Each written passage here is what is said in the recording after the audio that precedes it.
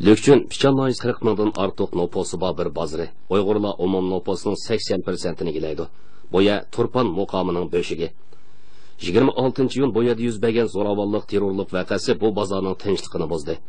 Soqchilar ta'minlagan kuzatish ko'rinishida ma'lum bo'lishicha, shu kuni sahar soat 5 dan 50 minutlar o'tganda qo'liga qing'roq olgan bir to'p zo'ravon bozorlik soqchixonaga hujum qildi.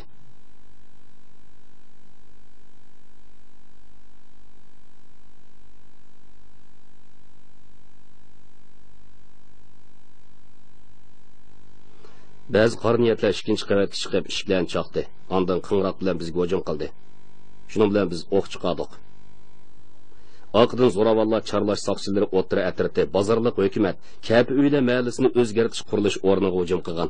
Soqchilar tekshirib egilagan paket va moddiy isbotlar buning tashkillik, planliq ib berilgan zo'ravonlik, terrorlik voqeasi ekanligini ko'rsatib berdi. Bu qora niyatlar delo sodir qilishdan bir hafta burun o'zaro bosh qo'shib qiladigan ishlarni taqsim qilib olgan. Ya'ni kimlar kuch to'plash, kimlar odam to'plash, kimlar delo sodir qiladigan qurollarni setib olish degandeklarni bo'lishib olgan. Ular delo sodir qiladigan chog'da kiydigan kiyimlarni birlikka keltirgan. Ya'ni harakat qilishga qulaylik bo'lsin uchun hammasi padachilar ishtini sayohat oyog'i kiygan. Ondan hujum qilish nishonlarini, ya'ni qaysi joylarga berib, nima ish qilishni bekitib olgan. Shu chog'da ular 4 joyni hujum nishoni qilgan. Bu yil 31 yoshga kirgan jinoyat komandori Ibrohim Eli Pichan Lükçün bozorida yuz bergan ig'ir zo'ravonlik, terrorlik voqeasida eng oxirida qo'lga tushgan. U bu qitimqi voqeada bozorlik soqchixona, charlash soqchilari o'tira atrit qatorliq o'rinlarga hujum qilishga mas'ul bo'lganlarning biri. 5-nima bo'ldi? Lükçün bozorida charlash atritniki yer ostiga aldama turmanda tushib yaralangan. To'xtayib yaralangan. İbrahim Eli qo'lga tushgandan keyin soqchilar doktorxona bilan aloqa qilib uni davolash loyihasi tuzgan. Dori almashtirish og'riqiga chidamaydigan bu odam 26-iyun qing'roq ko'tarib boshqalarga rahimsizlarcha hujum qilgan. 25-iyun kechda, 26-iyun saharda nima ishlarni qildinglar? Benzin, pichoq, yonxo degan narsalarni tayyorlab qilgan. Qanday pichoq?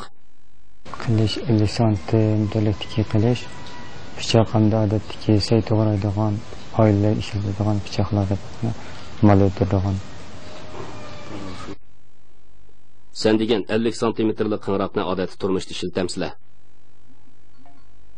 Uchratmagan.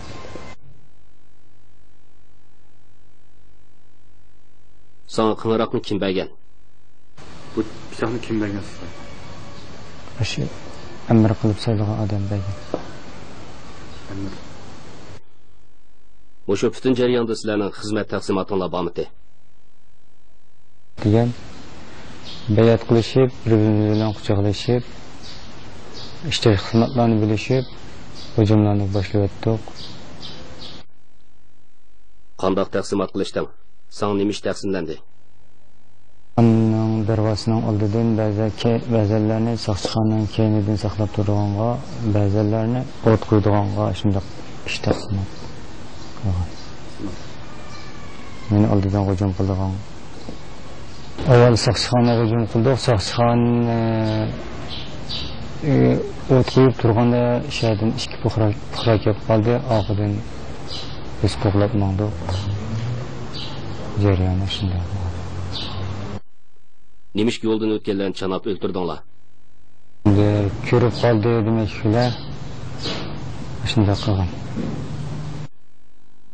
İbrahim Eli bilan sheriklari o'ltirib o'tgan, yo'ldan o'tgan ikki kishining biri ko'chaning qarshi tarafidagi do'kondor G'olib Niyoz, yana biri yotoqxona xo'jayini Mehmetcan Ömer. Buning ichida Mehmetcan Ömer G'olib Niyozning zo'ravonlarning hujumidan qaytishiga yordamlashayotganda rahimsizlarcha chepib o'ltirilgan. Ayni vaqtda uning akisimi ziyonkashlik uchirg'ili tasliq qilgan. İnimen yıkılıp işte şu beşinin mamada aldı tarafiga baş kısmı urdu. İkincisini aldığımda urganda buyunu uruvetti. Ben sıra sağan ki men qo'g'lab mayin bir aylandırıp meye gelgende inimning balası çık kaldı öydünce. Dostlar bu qo'l hazır jaratı Ürümçide doktorda hazır. Sizlar hujum qilganda ularning salohiyatini o'ylashdinglarmi? Masalan, millatda degandek. Sizlarning hujum qilish nishoninglar qanday kishilar? Biz millet armıdık, hay sakçı olsun, hay Uygur olsun, hay Hanzu olsun, hay ayol kishi olsun, millet ayırmıydık. Terrorlik hujumida qazo qilganlardan yana yerlikning Kapi uylar mahallasini o'zgartirish qurilishiga qatnashayotgan 5 qurilish ishchisimi bor.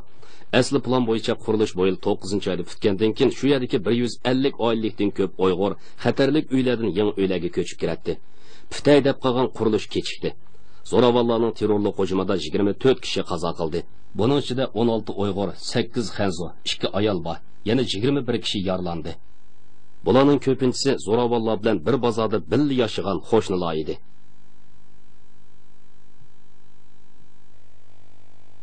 Bu bakmaga iş bu.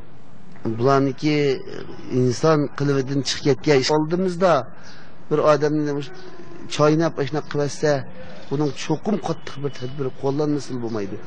Yurt halkının mı şundak bir arzusu var. Saqchilarning tekshirib aniqlashicha, bu guruhning boshlig'i Ahmad Niyoz Sidiq 2001-yilning oxiri bo'lgunchilik tashkilotiga qatnashganlikdan 2,5 yillik qamoq jazosi berilgan. G'olliq odami Eli Ahmad Niyoz 2004-yilda bo'lgunchilik tashkilotiga qatnashganlikdan 4 yillik qamoq jazosi berilgan. Bu yil 2-oydan buyon Ahmad Niyoz Sidiq bilan Eli Ahmad Niyoz qatorliqlar qonunsiz to'plashish, chegara sirtidagi Sharqiy Turkiston Islom harakati qatorliq terrorlik tashkilotlarining atalmish g'azot tashviqotiga oid unsin materiallarini ko'p qitim anglagan va ko'rgan. Paket shuni isbotladiki, bu 17 odamdan tarkib topgan zo'ravonlik terrorlik tashkilotining a'zolari 3 xil kuchning qaymoqtirishi va ta'siriga uchragan.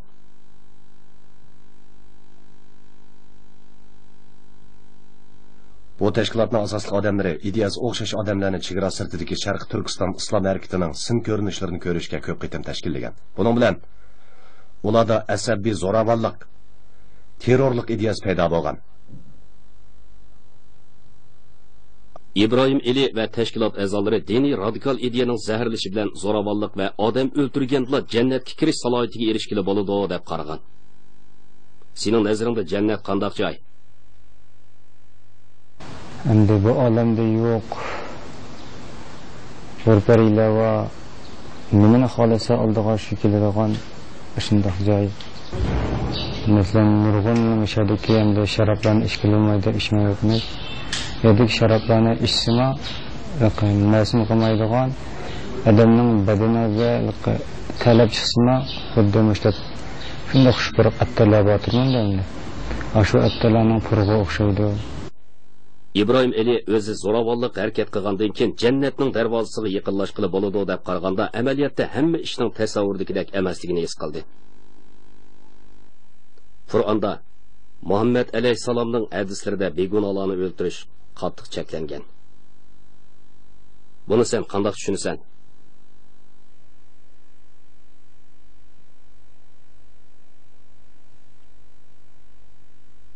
Bu qilmishingga qarab o'zingni yana layoqatli musulmon deb qaramsan.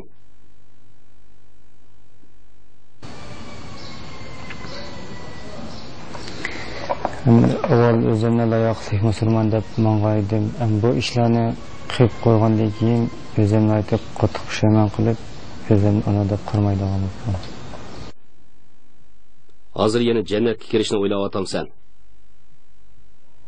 Har qanday odam buni tushungan odam o'ylaydi endi bu qilmishlarimga men qattiq pushaymon qildim. Bo'lsa yaxshi fuqarolardan bo'lib ishni umid qilmayman, orzu qilmayman. Agar yana tanlash to'g'ri kelsa, qanday yashashni o'ylaysan? Qanday turmush kechirasan?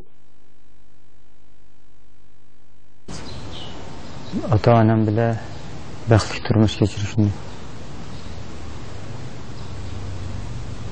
yaxshi fuqarolardan bo'lishni, men bir qatim hayot qildim.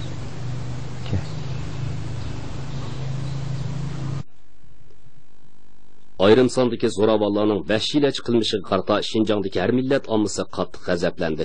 Zo'ravonlarning begunoh kishilarni qalaymaqon o'ltirishdek g'aljiron harakati kishini g'azablantirdi deb qardi. Zo'ravon terrorchilar oz sondagi bir o'chim kishilar. Ularning maqsadi Şinjanning taraqqiyotidagi yaxshi vaziyatga buzg'unchilik qilish. Zo'ravonlarning terrorlik faoliyati milliy masala emas, diniy masala emas. Ular Şinjandagi yarim millat xalqining o'rtaq dushmani. Shundaqla butun dunyo xalqining o'rtaq dushmani. Şinjanning navbatdagi taraqqiyot vaziyati yaxshi, vaziyat muqim. Zo'ravon terrorchilarning bunday qilmishi kishilarning qo'llashiga erishamaydi. Ular maqsadiga texmi yetanmaydi. Ham davlatning, vatanning muqimligi, taraqqiyoti va shunda qudrat tepishiga to'solg'i bo'ladigan qilmishlarni qonun bo'yicha jazolashi bu hamma har millat xalqining, shuningdek musulmonlarning ko'nglidagi orzu. Men eskilarning qilmishiga qattiq qarshi turaman.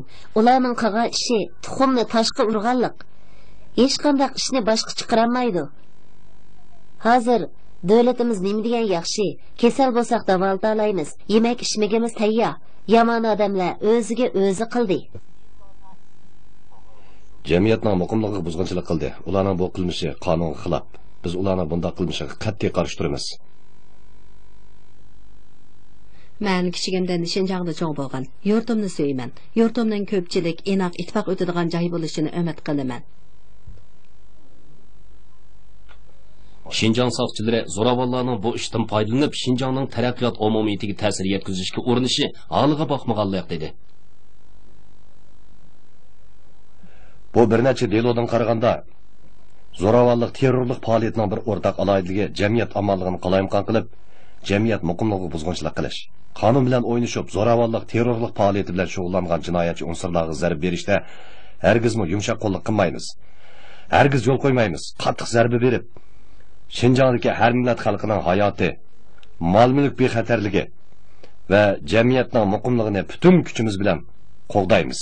Shundaqla biz har millat xalqimizning faol harakatga kelib, zo'ravonlarning terrorlik faoliyatiga oid jip uchini qat'iy ma'lum qilib, jamiyatning muqimligini qo'g'dab, ko'chadan o'tgan chashqon ur-urg'i qolgandek vaziyatni paydo qilib, bir niyatda hamkorlashib, muqimlikni qo'g'daydigan po'lat sepilni barpo qilamiz.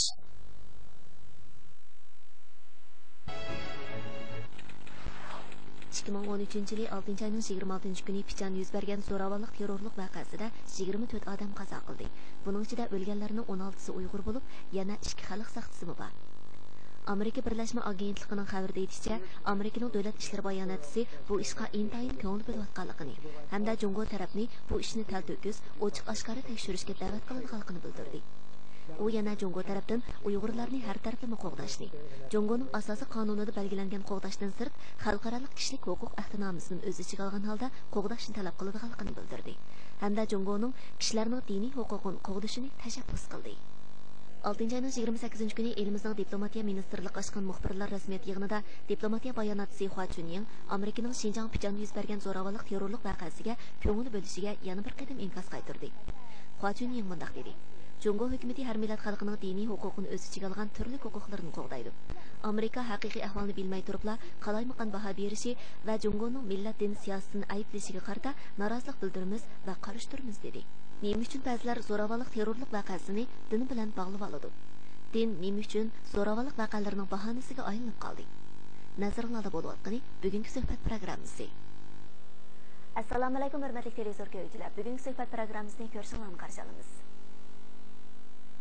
Biz bugungi programmamizda Şinjan İslam Dini İnstitutining mudiri Abduraqib Temur Niyoz Damulan bilan din to'g'risida ham suhbat qilmoqchimiz. Assalomu alaykum Abduraqib Damulan. Va alaykum assalom. Xush kelibsiz. Abduraqib Damulan, ham yuqorqi qism filmini ko'rib o'tdik. Demak, yuqorqi qism filmda shu Amerika davlat ishlari bayonotchisi shu Şinjan yuz bergan terrorlik zo'ravonlik vaqasini diniy masala deb ko'rsatgan. Ammo davlatimizningki diplomatiya bayonotchisi bo'lsa, buning qarta norozilik bildirgan. Shunaqla bu xil ko'z qarashga qarshi turish pozitsiyasi bo'lgan. Endi sizningcha bu xil norozilik ko'z qarashining asosi nima? Bo'ladi. Men bo'lmasam shu hozirgi din to'g'riliq bo'libmi o'tgan haftadagi Amerika davlat bayonotchisining so'ziga bizning shu tashqi ishlar ministrining uningga qaytarib zarba berish va ham uning so'ziga norozilik bildirganlik ishiga nisbatan men tuvandagidek o'zimning yakunimni deb o'tay. Chunki endi ular shu Amerikaliklar bu ishni diniy ish deb meningcha Amerikaning bu deyishning hech qanday asosi yo'q. Chunki biz bir ishni diniy ishmi emasmi deyish uchun cho'qim buni mushu dinning asosiy prinsiplari bilan bir silishtiramiz. Ya'ni kelib bu islom dinining asosiy prinsipi deganimizda Qur'oni Karimga, payg'ambarimizning hadis shariflariga va payg'ambarimizning o'zining hayotida qilgan ishlariga hammasi silishtirsak bo'ldi. Endi silishtirib boqing. Silishtirgan vaqtimizda chunki bu ularning qilgan ishi hammasi mushu hech qanday bir gunohsiz bo'lgan bir odamni o'tirish yoki yarlandirish yoki shu kishilarning mushundaq halol amigi bilan topgan pul molni va mushundaq narsalarga o't qo'yib ko'dagan tursa, bularning mushu qilgan ishi islom dinining hech qanday bir asosiy prinsipiga uygun emas. Chunki islom degan buni so'zimiz teshlik degan bo'ldi. Islom degan arab tili bo'lib, buni tazi uyg'ur tiliga olsak, teshlik, xotirjamlik, inoqlik ham bo'ysunish degan ma'nolarni beradi. Am mundaq bo'lganiga buni andin islom dinining nomi deymiz. Yana kelib, mushi ishlarni Qur'oni Karimda nima desa, Qur'oni Karimda har qanday bir kishi bir hech qanday gunoh o'tkazmagan kishini nahaq o'tirib qo'ygan bo'lsa, Alloh u kishiga butun insoniyatni o'taganga o'xshash qattiq jazolaydi deyildi. Ham bularni qilayotgan ishi hammasi nahaq odam o'tirayotgan tursa, bularni bu ishini Qur'onga silishtirsakmi muvofiq kelmadi. Ham payg'ambarimizning hadisiga deb kelsakmi, payg'ambarimiz bunda dedi. Payg'ambarimizning so'zida bir hayotliqligi bor kishi bo'lsa, u qanday kishi bo'lishidan qat'iy nazar yoki hayotliqligi bo'lgan hayvonotlar bo'lsin, biz cho'qim ularga rahm qilish majburiyatimizda borkin, hargizmi uningga adab berish yoki xiyim xatar qilish ishimiz bo'lmaydi dedi.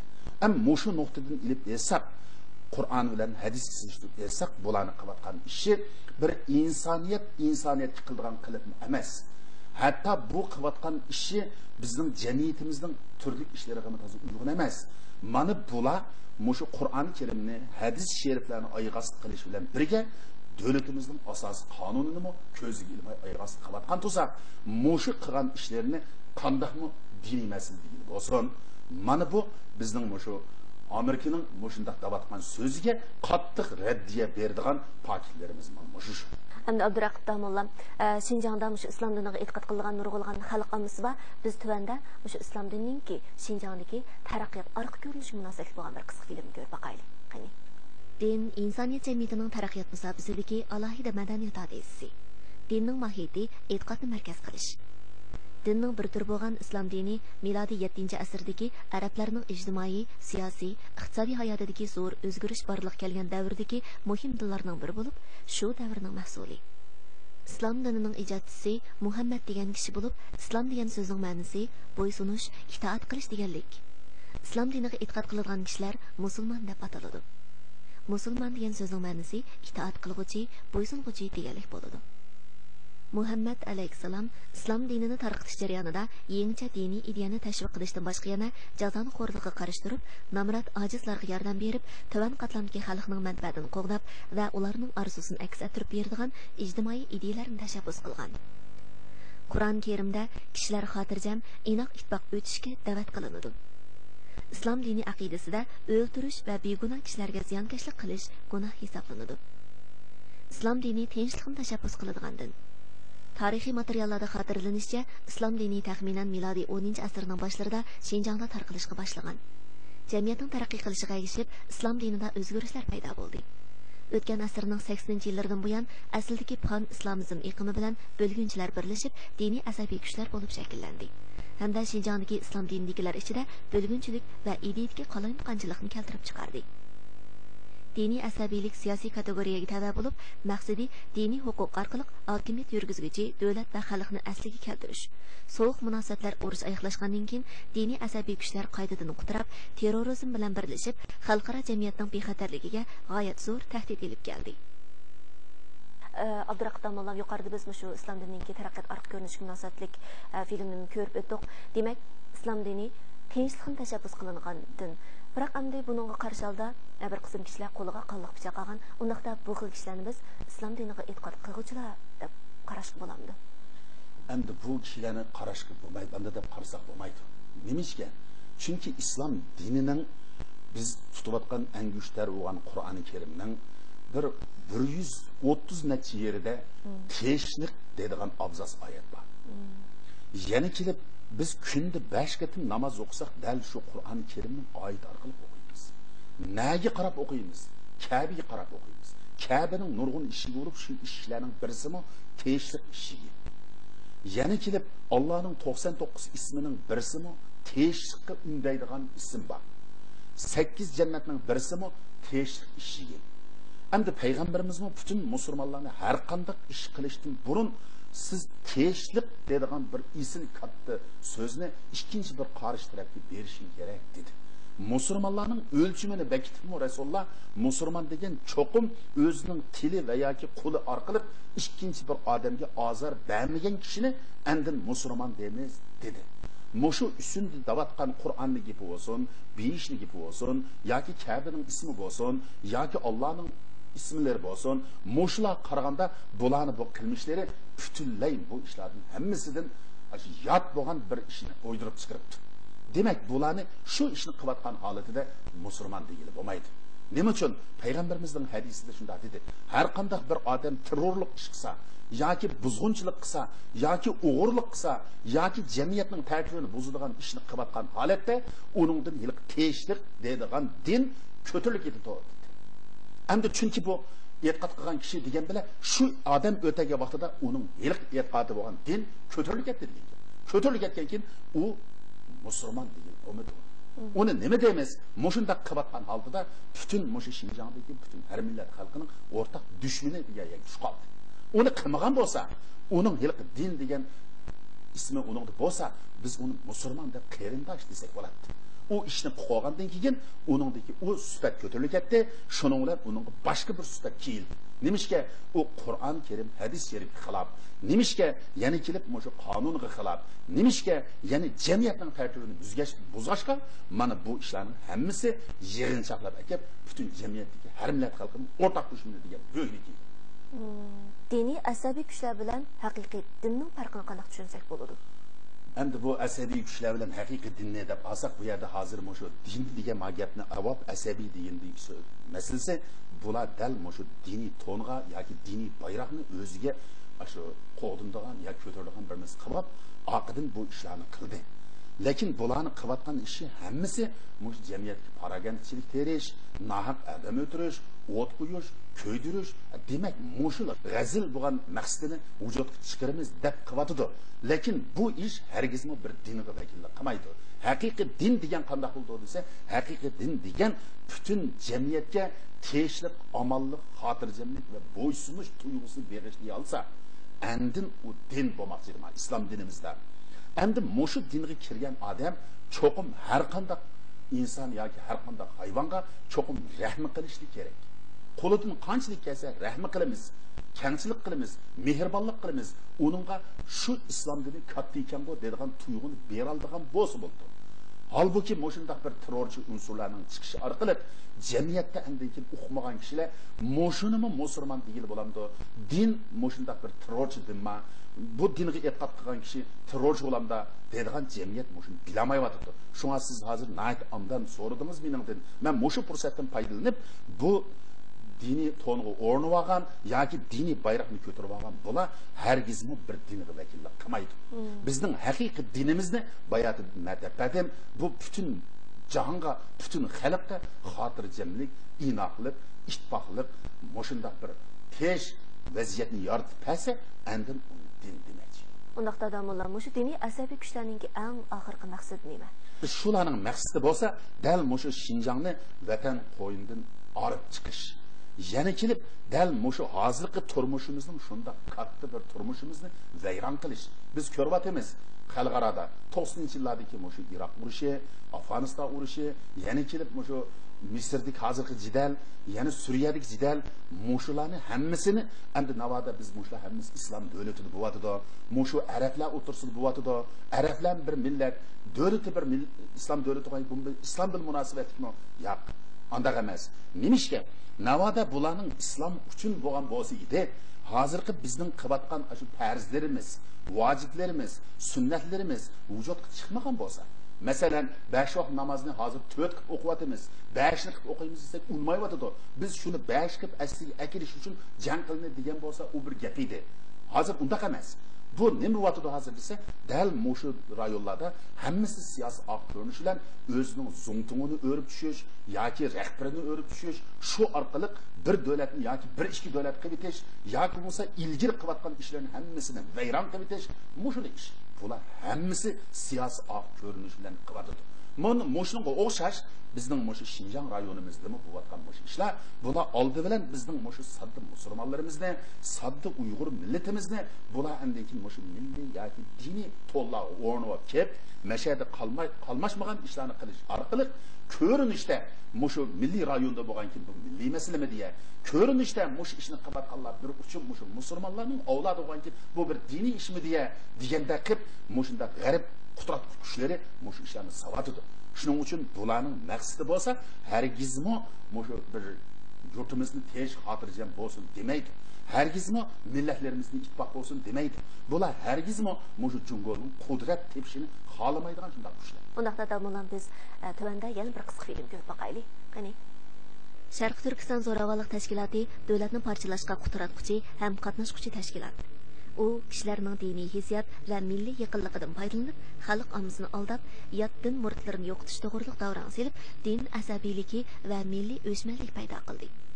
Ular alohida belgilangan joy yoki boshqa joylarda odam o'ldirish, o't qo'yish, portlatish, zahar selish qatorliq jinoiy usullar bilan vahim paydo qilib, kishilarning turmushi va jamiyatning normal taraqqiy qilishiga zo'r ta'sir yetkazdi.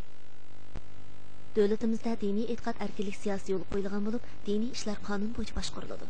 O'z oldiga mustaqil ish bajarish prinsipida cho'ng turib, din bilan sotsialistik jamiyatni moslashtirishga faol yetaklanadi. Diniy e'tiqodga munosabatli ijtimoiy faoliyatlarni va hukumatning qonun ijro qilish harakatini qiliblashtirish, fuqarolarning e'tiqod erkinligini qo'g'dash uchun 2005-yil 3-oyning 1-kunidan boshlab diniy ishlar nizomi rasmiy yo'lga qo'yildi.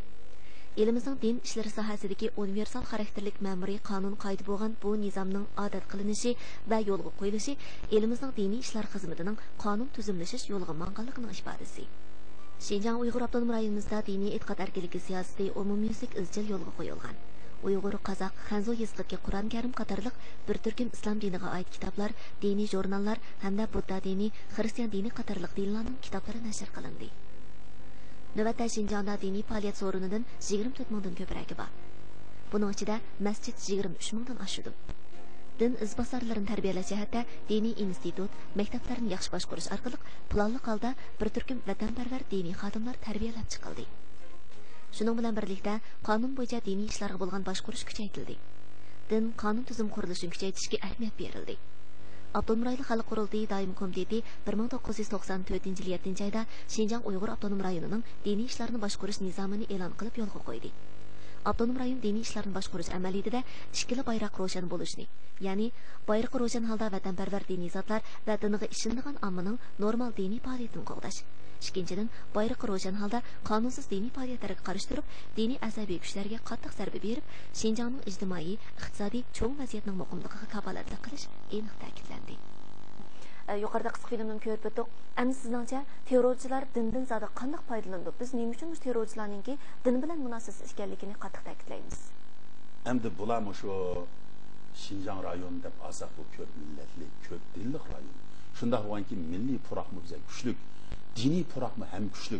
Mushundaq turayotgan sharoit ostida bular endiki dal mashayki yurt tepib, ba'zi bir yetersizliklarni igiz ko'tarib, bular endi shu orqali bu mushu dindin nimishga bu yerdagi butun kishilarning hammasining diniy hissiyati biroz yuqori. Ular kep belak berma desa, bu kishilar ularga agish ketishi tazna tayin.